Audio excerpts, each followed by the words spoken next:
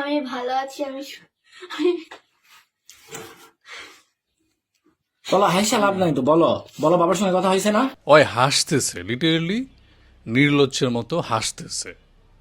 এদিকে পুরা দেশের মানুষের ঘুম হারাম, ওর কোনো আইডিয়া নাই ওর বাবা কোন লেভেলের মেন্টাল ট্রমার মধ্য দিয়ে গেছে। এ ব্যাপারে ওর বিন্দুমাত্র কোনো আইডিয়া নাই, ও হাসতেছে। ওর বাবা মেবি এরকম একটা নিখোঁজ পোস্ট আর কি দিছে ওকে নিয়ে, সো সেখানে হয়তো বা বিভিন্ন মানুষ উল্টাপাল্টা কমেন্ট করতেছিল যে মেয়ে হয়তো বা কোনো ছেলের সাথে ভেগে গেছে বা এই টাইপের কমেন্টগুলো। সো ফাইনালি দেখেন জিনিসটা কিন্তু ওইটাই হইল।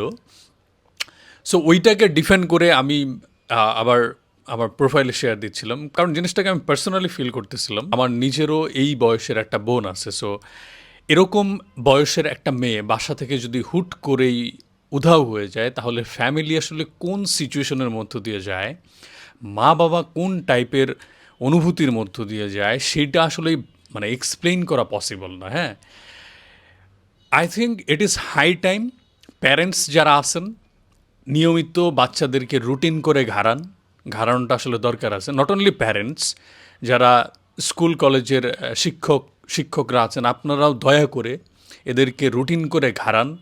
এদেরকে এই ব্যাপারগুলোতে এরা যে আসলে এই যে দুঃসাহসের পরিচয়গুলো দিচ্ছে, এই যে হুটহাট 11-12 বছরের একটা মেয়ে বাসা থেকে বের হয়ে যাওয়ার মতো ব্যাপারগুলো তাদের কাছে অনেক বেশি এক্সাইটিং বা ফানি লাগতেছে।